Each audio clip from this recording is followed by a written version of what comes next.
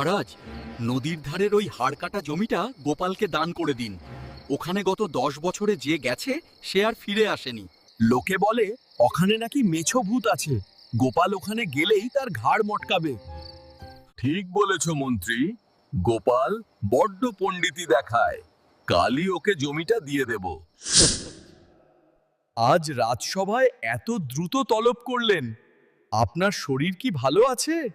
হ্যাঁ গোপাল, শরীর ভালোই আছে। তোমার বুদ্ধিতে আমি খুবই খুশি।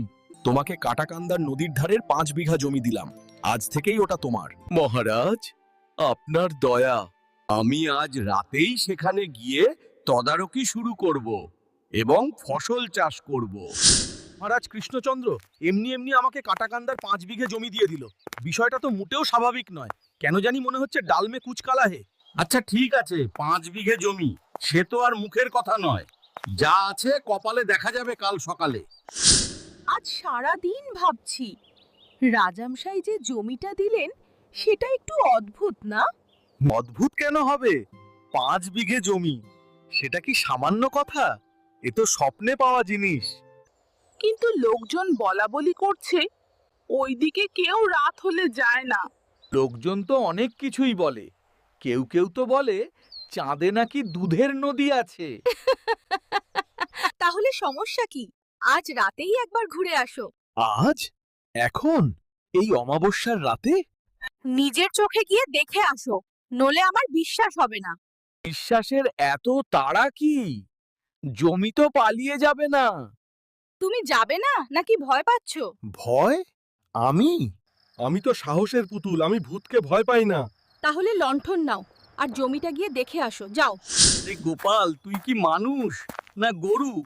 দিন থাকতে থাকতে যেতে পারলি না, এখন রাতের বেলা জমি দেখতে বের হলি। চুপ কর, গিন্নির কথা না শুনলে আজ ভাত জুটবে না।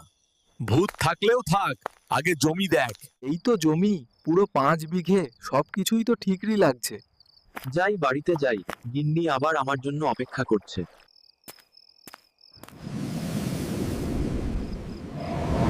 মানুষ, এই জমিতে কেন পা রাখলি? তোর কি মৃত্যুর ভয় নেই? আজ আমি তোর রক্ত পান করব। আরে, আপনিই কি সেই বিখ্যাত লুল্লু ভূত? আপনার কথা তো মহারাজ আর মন্ত্রী বলছিলেন। তারা বললেন আপনি নাকি খুব দুর্বল, তাই আমাকে পাঠিয়েছেন আপনাকে তাড়িয়ে দিতে। ওই পিঁপড়ের মতো মানুষগুলো আমাকে দুর্বল বলে? আজ এই সব কয়টাকে খাবো। খেয়ে ফেললে কি আর প্রতিশোধ নেওয়া হয়? তার চেয়ে চলুন আমার সাথে চাষ করুন। আমি আর আপনি মিলে এমন ফসল ফলাবো যে মহারাজ আর মন্ত্রী হিংসেয় জ্বলে মরবে। করব সেটা আবার কি? আচ্ছা চল, মহারাজ ও মন্ত্রীর কাছ থেকে আমার অপমানের প্রতিশোধ নিতেই হবে। ভূত সাহেব, আমি একটু জিরিয়ে নেই। আপনি পুরোপুরি 5 বিঘে জমি চাষ করে আমাকে জাগাবেন। ভূত সাহেব, তাড়াতাড়ি হাত চালান, বেলা যে ডুবে যাবে। দেখেছেন ভূত মশাই, কি সুন্দর ফসল হয়েছে আমাদের জমিতে। তোরা মানুষ পারিস, ও বটে। ভূত ভাই, আপনি তো শক্তিশালী, তাই মাটির নিচের অংশ আপনার, আর আমি দুর্বল, তাই ওপরেরটুকু আমার। মাটির নিচেই সব শক্তি থাকে, আমি ওটাই নেব। তাহলে মশাই, আপনি ম্যাজিক করে 5 বিঘে জমির সব উপরের অংশ কেটে আমার বাড়িতে পৌঁছে দিন। ঠিক আছে, যাও গোপাল, আমি 5 বিঘে জমির ওপরের অংশ কেটে তোমার বাড়িতে পাঠিয়ে দিচ্ছি।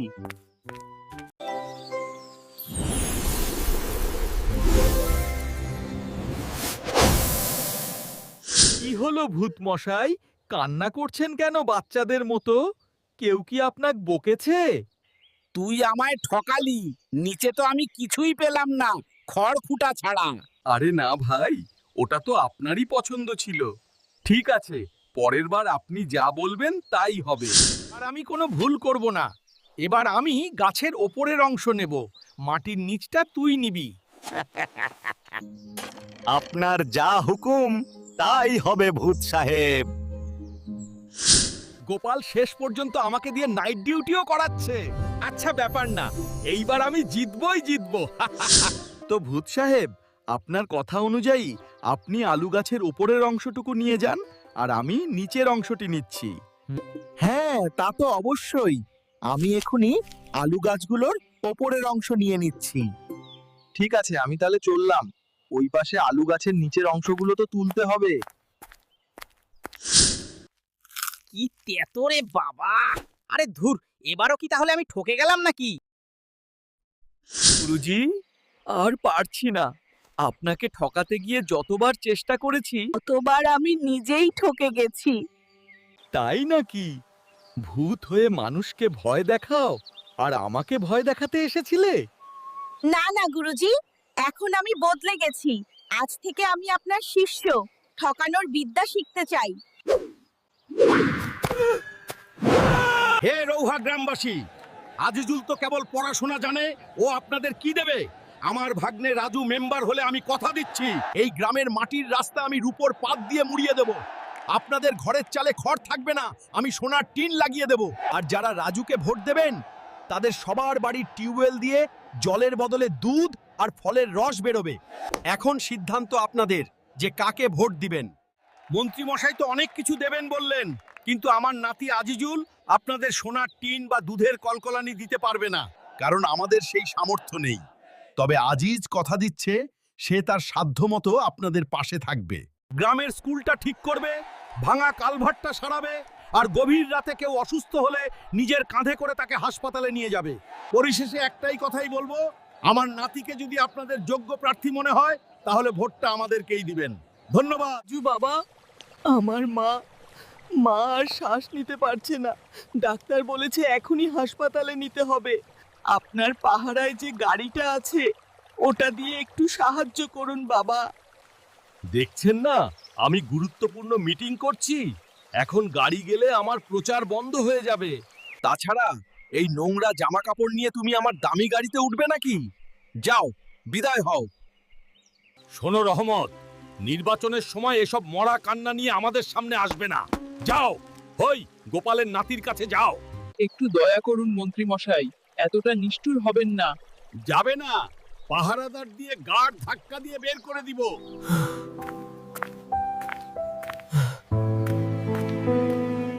বাবা, রাজু সাহেব আমাকে তাড়িয়ে দিল। আমার মা বোধহয় আর বাঁচবে না। দয়া করে আমার মাকে বাঁচান। কি বলছেন চাচা? এক মুহূর্ত দেরি করা যাবে না। দাদু, গ্রামে তো এখন কোনো গাড়ি নেই। আমি উনার মাকে কাঁধে করেই নিয়ে যাব। সাবাস আজিজুল, এটাই তো তোর পরীক্ষা। আজিজুল, উনার মাকে নিয়ে রওনা দে, আমি দেখছি গাড়ি পাই কিনা। চলুন চাচা, কলমাকান্দা হাসপাতালে। আর দেরি করা যাবে না। তুই কি পারবি? কলমাকান্দা হাসপাতালের পথ কিন্তু এখনো অনেকটা দূর। পারতেই হবে দাদুপা। আজ যদি আমি একজন মায়ের প্রাণ বাঁচাতে না পারি, তবে মেম্বার হওয়ার স্বপ্ন দেখা আমার পাপ। ঠিক সময়ে নিয়ে এসেছেন বলে বৃদ্ধার প্রাণটা বেঁচে গেল। আর 10 মিনিট দেরি হলে আমি কিছুই করতে পারতাম না। এই ছেলেটি কে? ওর জন্যই আজ বৃদ্ধা নতুন জীবন পেয়েছেন। ও আমাদের গ্রামের মেম্বার। ও আমার ছেলে। এই যে গ্রামবাসীরা, নাও নাও, বিরিয়ানি শেষ হয়ে গেলে কিন্তু আর পাবে না। গোপাল, বিরিয়ানি আর টাকার শক্তির কাছে তোমার নাতির ওই কাঁধের জোর টিকবে না, দেখে নিও। টাকা দিয়ে ভোট কেনা যায়, কিন্তু মানুষের দোয়া কেনা যায় না। দেখবেন মন্ত্রী মশাই, শেষ হাসিটা আমরাই হাসবো। উহা গ্রামের মেম্বার নির্বাচনের ফলাফল, রাজু পেয়েছেন 20 ভোট আর আজিজ পেয়েছেন 980 ভোট। বিপুল ভোটে জয়ী জনাব আজিজুল। অসম্ভব! আমি এত টাকা খরচ করলাম, এত বিরিয়ানি খাওয়ালাম, আমার বাগনা কিভাবে ফেল করে? মন্ত্রী মশাই, মানুষের পেট ভরলে মানুষ হাসে, কিন্তু মানুষের প্রাণ বাঁচালে মানুষ তাকে মনে রাখে। আপনারা দিয়েছেন বিরিয়ানি আর আজিজুল দিয়েছে নিজের কাঁধ। রৌহা গ্রামের মানুষ এখন বিরিয়ানির চেয়ে আজিজের ওই কাঁধটাকেই বেশি বিশ্বাস করে। মন্ত্রী মশাই, এবার আপনার গাড়ি নিয়ে দ্রুত পালান, কারণ গ্রামবাসী আপনাদের মিথ্যে প্রতিশ্রুতি শুনে খুব রেগে আছে। আমি সবাইকে দেখে নিব, সবাই আমার সাথে বিশ্বাসঘাতকতা করেছে না।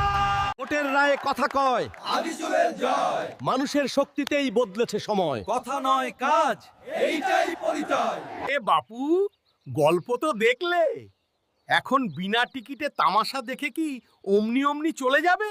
মহারাজ জানতে পারলে কিন্তু ঘাট থেকে মাথাটা নামিয়ে দেবেন। তার চেয়ে বরং ওই যে নিচের সাবস্ক্রাইব লেখা বোতামটা আছে না, ওইটাই একটা জোরে চাপ দাও। আঙুলে ব্যথা লাগবে না, কথা দিচ্ছি। আর ওই ঘন্টাটা বাজিয়ে দাও, যাতে পরের বার আমি আসতেই তোমার ফোনের পেটে গুড়গুড় শব্দ হয়।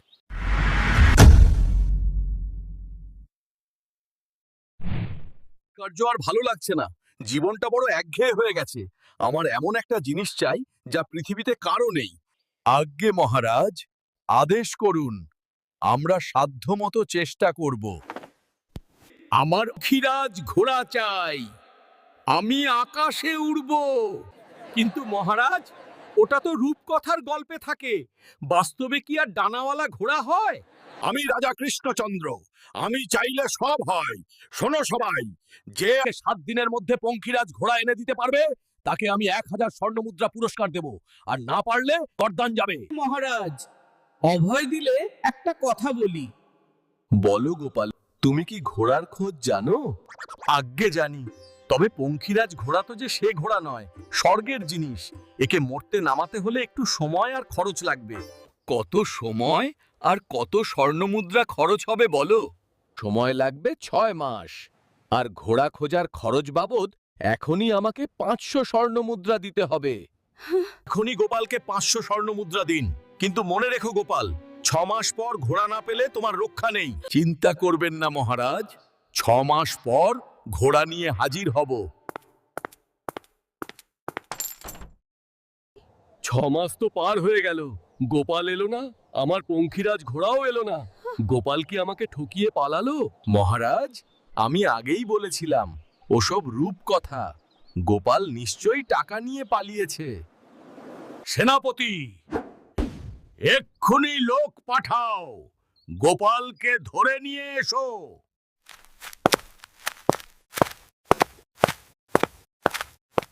মহারাজ, রক্ষা করুন। কি হলো? আর আমার ঘোড়া কই?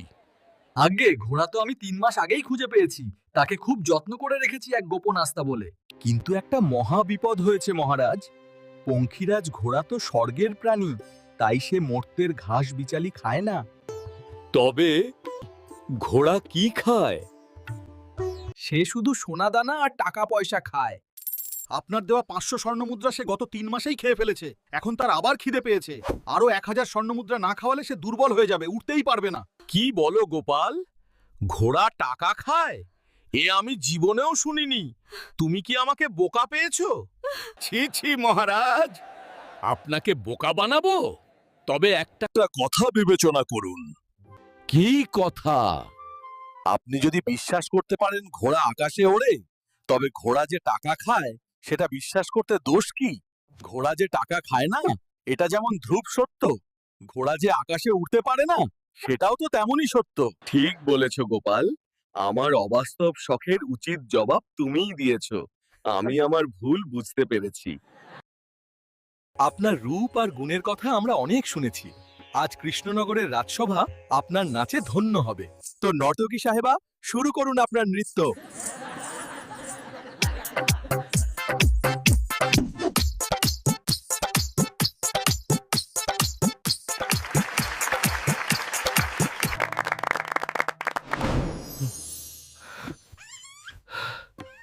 এটা তাহলে কি স্বপ্ন ছিল? উফ, আর ভালো লাগে না মন্ত্রী। সেই এক পাশা খেলা, সেই এক গান বাজনা, নতুন কিছু নেই রাজ্যে। সুদূর সাইবারল্যান্ড থেকে এক অদ্ভুত বণিক আপনার দর্শন প্রার্থী। সাইবারল্যান্ড? সে আবার কোথায়? তাকে ভেতরে পাঠাও। মহারাজ, আমি এনেছি ভবিষ্যতের জাদু, অনলাইন ক্যাসিনো যন্ত্র। ক্যাসিনো? সেটা কি কোনো নতুন ধরনের মিষ্টি? না মন্ত্রী মশাই, এটি ভাগ্য দ্বিগুণ করার যন্ত্র। মহারাজ, এই দেখুন। মহারাজ, আপনি একটি স্বর্ণমুদ্রা দিন, এই যন্ত্রে ঢোকান। ভাগ্য ভালো হলে তা 10 গুণ হয়ে বেরিয়ে আসবে।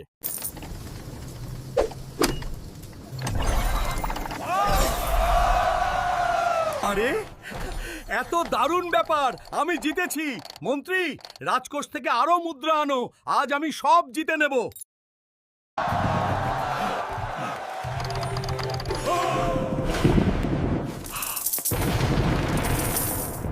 প্রহরী যাও এখনই গোপালকে নিয়ে আসো যাও। আর একবার, শেষবার, এবার আমি জিতবই। বণিক, আমার মুকুটের বদলে কত কয়েন দেবে? আজ সবাই কি নতুন কোনো যাত্রা শুরু হলো নাকি? গোপাল এখন বিরক্ত করো না, আমি খুব গুরুত্বপূর্ণ বিনিয়োগ করছি। বিনিয়োগ? মহারাজ, আপনার অবস্থা দেখে তো মনে হচ্ছে আপনি ভিখারি হওয়ার প্র্যাকটিস করছেন। এই ভাঁড়, তুমি আমাদের ডিজিটাল বিজনেসে নাক গলাবে না। ওরে বাবা, ডিজিটাল বিজনেস! মহারাজ, এর চেয়ে ভালো আর লাভজনক জুয়া তো আমিই আপনাকে খেলাতে পারি। তোমার কাছে আবার কি খেলা আছে? আপনি এর মধ্যে একটি স্বর্ণ মুদ্রা ফেলবেন। যদি মুদ্রাটি থলির ভেতরে থেকে যায়, আমি আপনাকে দ্বিগুণ দেব। এ আর এমন কি কঠিন? দে, আমি ফেলছি। ইস! মহারাজ আপনি হেরে গেলেন, মুদ্রা তো থলিতে থাকলো না। গোপাল, তুই কি আমাকে গাধা পেয়েছিস? তোর থলির নিচে তো বিরাট বড় একটা ফুটো। আপনি আমার থলির ফুটোটা চোখে দেখতে পাচ্ছেন, তাই একে প্রতারণা বলছেন। কিন্তু ওই বিদেশি বণিকের চকচকে যন্ত্রের ভেতরে যে এর চেয়েও বড় একটা ডিজিটাল ফুটো আছে, সেটা আপনি দেখতে পাচ্ছেন না।